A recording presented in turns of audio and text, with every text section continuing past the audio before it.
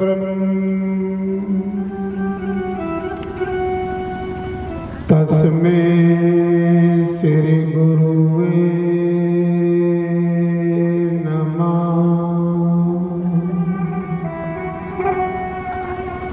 ओंकाराय नमः।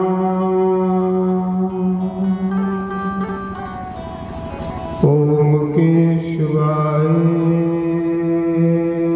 नमः। ओम माधवाय नमः। ओम राधे कृष्णाय नमः। सर्वेभ्यो नमः। सर्वब्रह्मणेभ्यो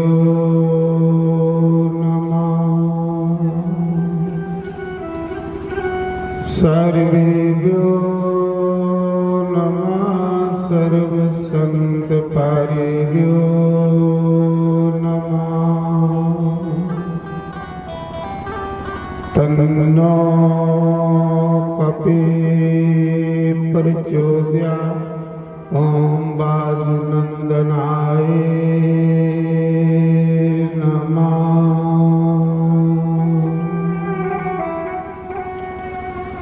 वंशे बभूषित ग्रानावनीर्दावा एकं ब्रादिर्नविं फलादरो सुधा पूर्णंगो सुंदरमुखा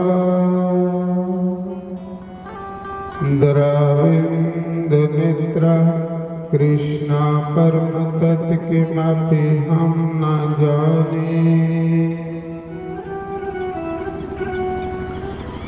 ओम स्वश्री गणेशाय नमः। ओम श्री सरस्वती देवाय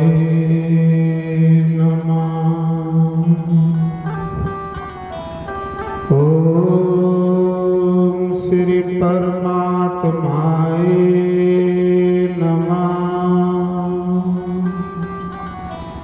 ओम मुनि वेद व्यासाय नमः।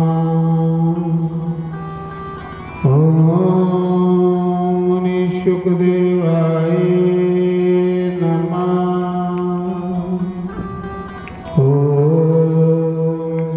कुलदेवाय नमः। ओम श्री सद्गुरुदेवाय नमः। तन्नो कपि प्रचोदयात्। ओम वायुनंदनाय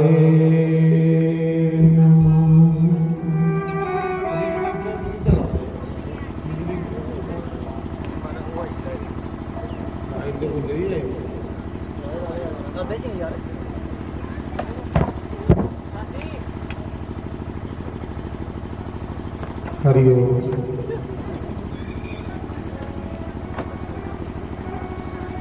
हरिओम।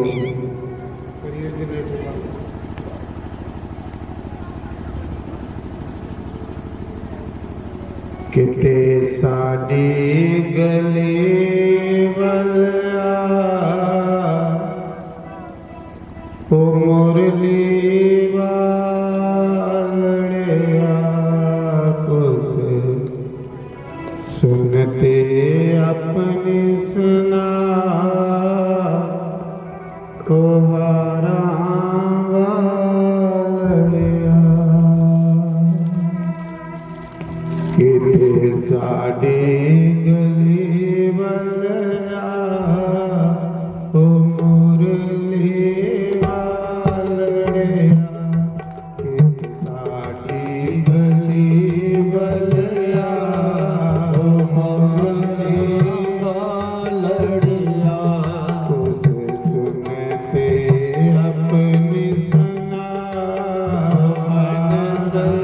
वालड़िया उस सुनते अपनी सुना मुरली वालड़िया किते साडी गली वालिया वालड़िया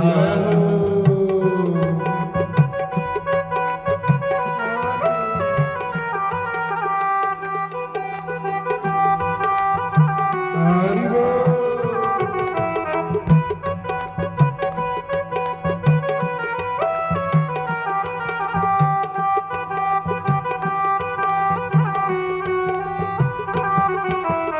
जय हो ताड़ी मारिए हरि बोल।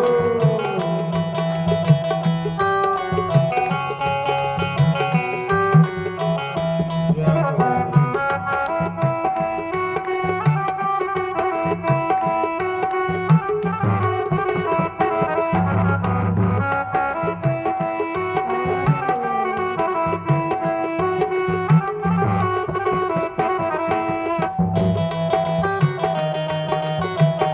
हरि बोल।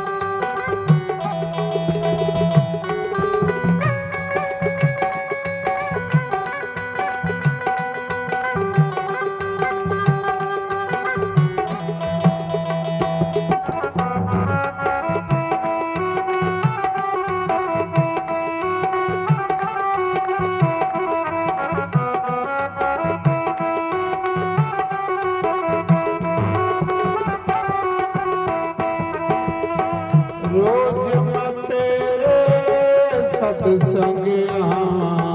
रोज मैं तेरे सत्संग आवां रोज मैं तेनों याद करां।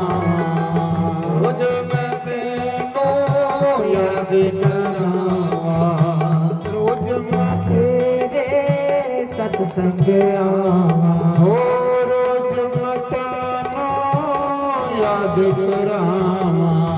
रोज मैं तेनों याद करां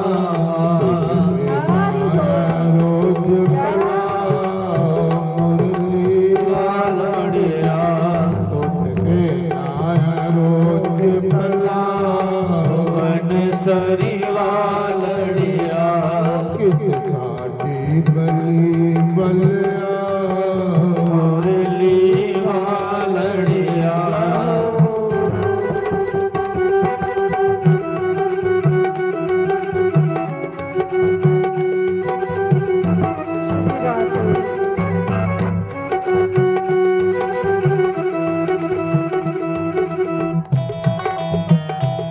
जय हो जय हो हरि बोल। जय हो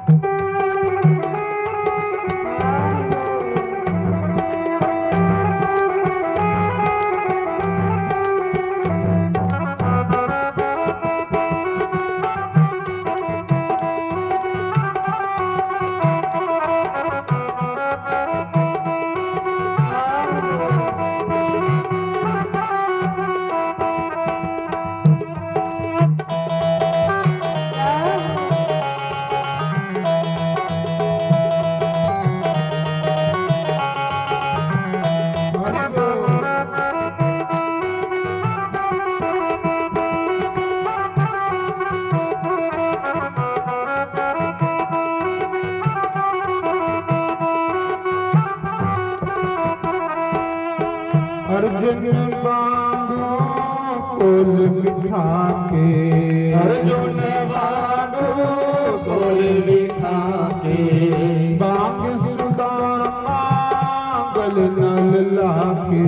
भाग सुदामा गल नल लागे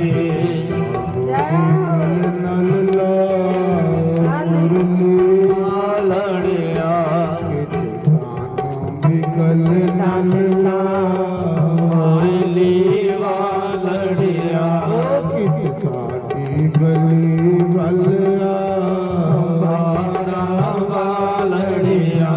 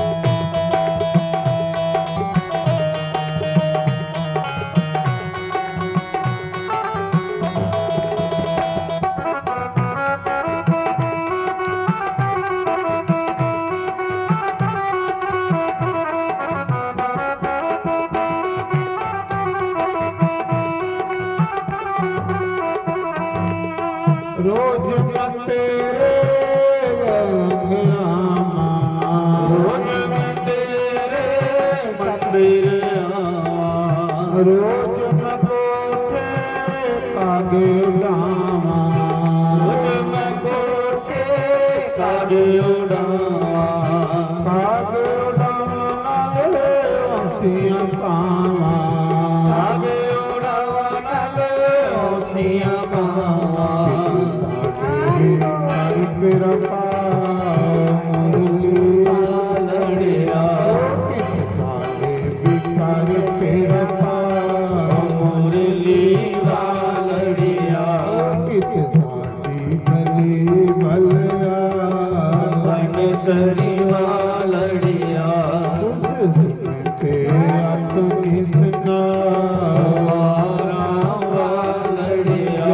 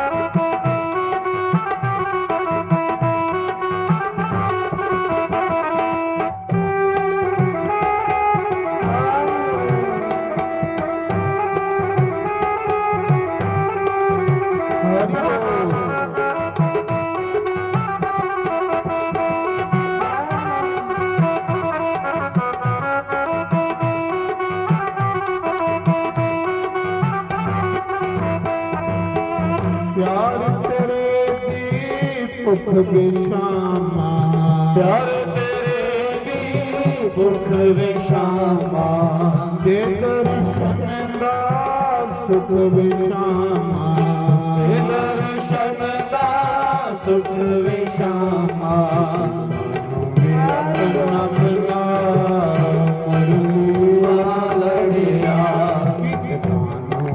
अपना अपना मुरली वालड़िया हरि गली बलिया बन सरी वालड़िया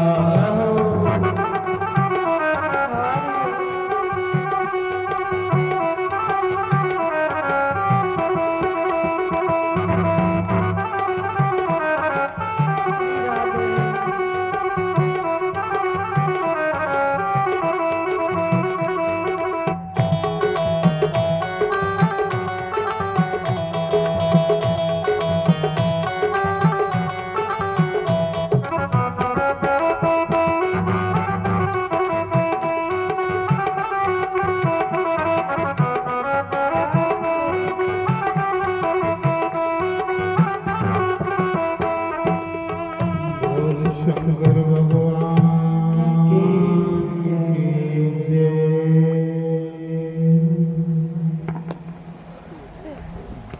कि धर्म प्रेमी बंधुओं,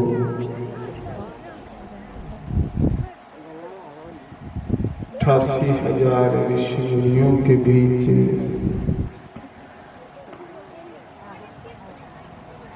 सोनक ऋषि ने जिले सूत जी अगे प्रश्न किया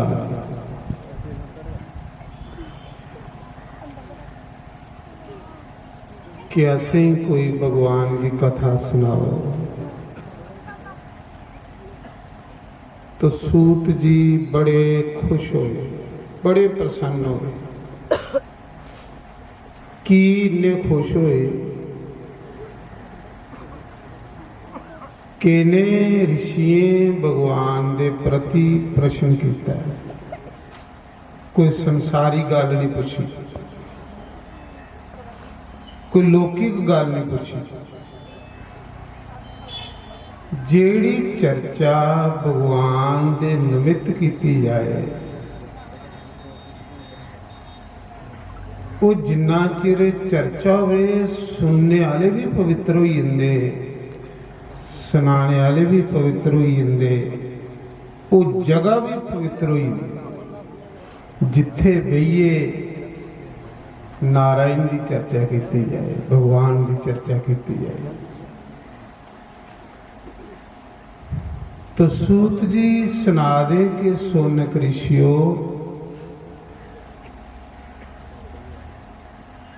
एक दिन राजा परीक्षित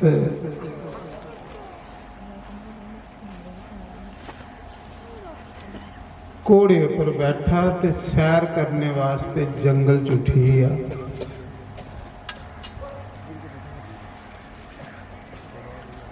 के दिखदा कि एक काले जे रंगा दा बंदा हत्था च सोटी फड़ी दी ते गवा की मारा, लत्ते लत्ते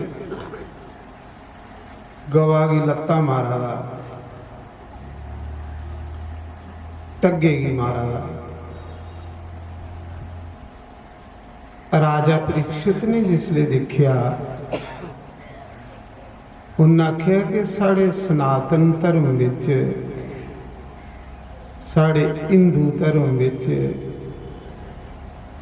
गौ माता की पूजा होंदी, बैल की नंदी मन्निया गया, शिव जी का वाहन मन्निया गया, धर्म मन्निया गया। ये कौन मूर्ख है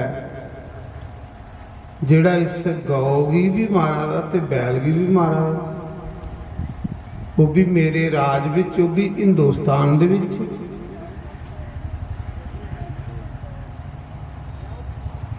राजे परीक्षित ने तलवार कड्डी, उस बंदे की ललकारिया, पे मूर्खा तू कौन है जिहड़ा गौ माता ही मारा दा, इस बैल की मारा दा, इस बैल दी अगे के त्रै लत्तां नहीं, एक लत्ता पर चला दा तू उसी भी मारा दा, ते दुबली पतली गौ जिहदा शरीर कंबा दा तू उसी भी मारा दा। कौन अपना परचे दे। ते वो पुरुष बोलिया कि राजा मैं कलयुग हाँ, मेरे राज विच गवें दी कदर नहीं रोनी, मेरे राज विच बच्चे की कदर नहीं रोनी। गवें की जगह बकरियां की कदर हो जानी ते बच्चे की जगह कुत्ते की कदर हो जानी। मतलब बच्चे लोकें कोलों नहीं पलने, लेकिन कुत्ते लोकें बड़े बड़े महंगे लैने ते कुत्ते की सेवा करनी।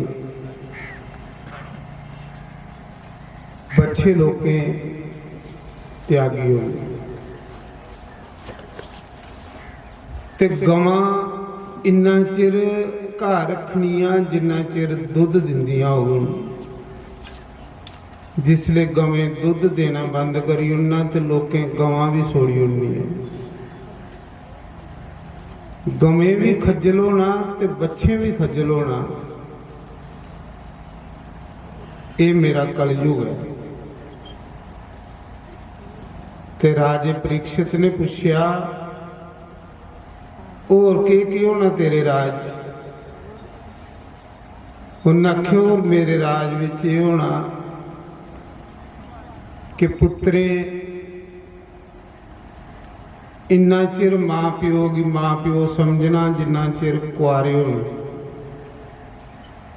जिस दिन पुत्र बोई आना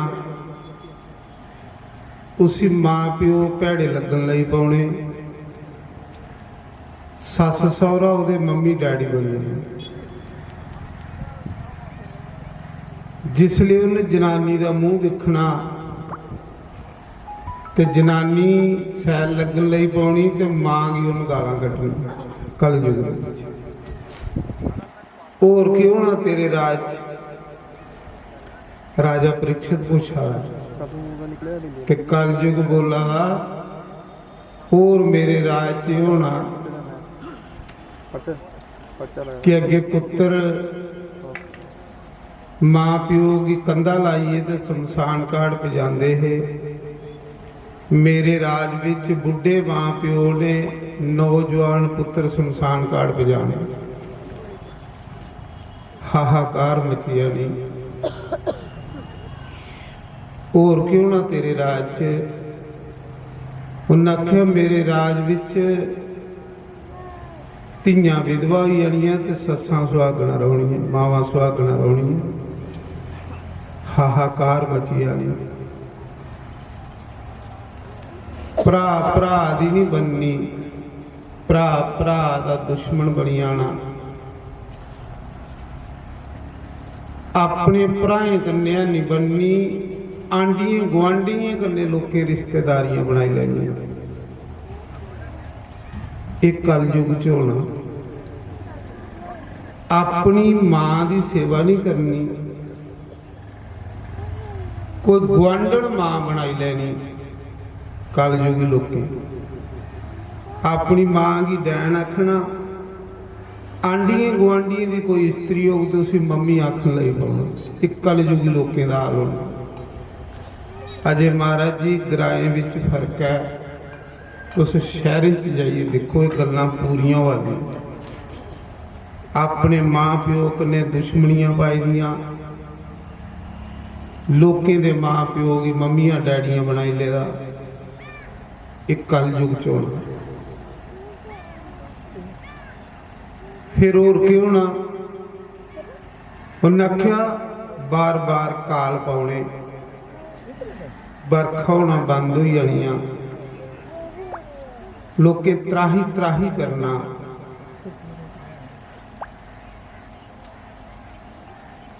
सरकार इन्नी निर्दयी हो जानी कि उन्हें लोकें उपर इन्ने टैक्स लाने कि लोकें को टैक्स के नहीं पूरे होने।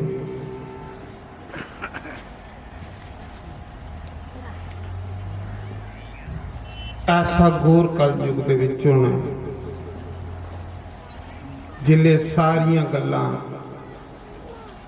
राजा परीक्षित ने सुनिया। राजा परीक्षित का शरीर कंबी आ क्योंकि ये लिया जोग जिहदे च भरा भरा दा दुश्मन हो जाना।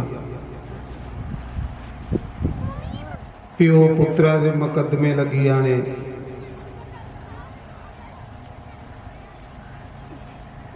घर घर स्त्रियों का राज हो जाना। ऐसा घोर कलयुग च होना। तो राजे परीक्षित ने फिर तलवार कड्डी। उन्हें आख्या कि कलयुग में तुझी मारी होनी जे तेरे समय च एक कुछ होना तो मैं तुझी मारी होना। ते कलयुग चलाक बड़ा हा ते राजा दयालु बड़ा हा।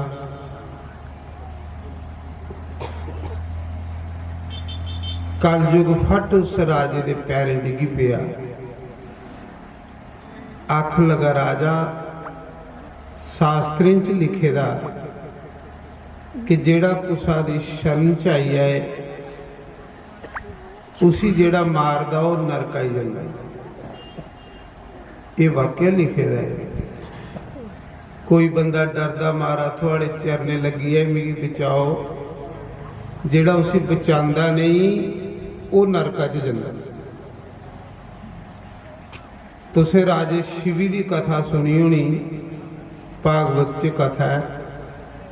कथा की गौर करने सुना करो। सही मैंने च कथा के प्रसाद होंगे। जेड़े लोग कथा की सुनते ना वो लोग इसा जन्म च भगवान भी पाई लेंगे। जेड़े लोग कथा की सुनते ना बड़ी जल्दी उन्हें लोगों के जीवन बदली देंगे।